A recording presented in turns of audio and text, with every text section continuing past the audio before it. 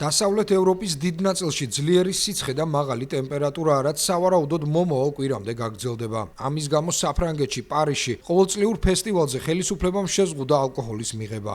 ზაფხულის მზებუდობის ეროვნული დღესასწაული სოფლის მოედნებზე, დარბაზებსა და კლუბებში ათასობით კონცერტი ტარდება. საფრანგეთის მთავრობამ განგაშის წითელ ზონებში აკრძალა საჯაროდ ალკოჰოლის მიღება. ორგანიზატორებსაც დაავალა გაითვალისწინონ ეს რეგულაცია, რათა დაზოგონ საგანგებო სიტუაციების სერვისები უფრო სერიოზული შემთხვევებისთვის.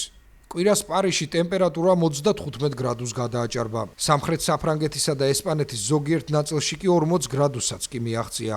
მთელ ევროპაში ადგილობრივები და ტურისტები პარკებში არხებსა და წყლის შადრევნებთან გაგრილებას ცდილობენ. ძლიერი სიცხეებია და ტემპერატურა 30 გრადუსს აჭარბებს ასევე ესპანეთში, იტალიაში, გერმანიასა და დიდ ბრიტანეთში. ადამიანის ქმედებით გამოწვეული კლიმატის ცვლილება დაკავშირებულია ექსტრემალური ამინდის მოვლენების ზრდასთან. გაეროს კლიმატის სააგენტოს პროგნოზით, მომდევნო 5 წლის განმავლობაში სიცხის რეკორდული მაჩვენებელი უფრო მეტად გაიზრდება.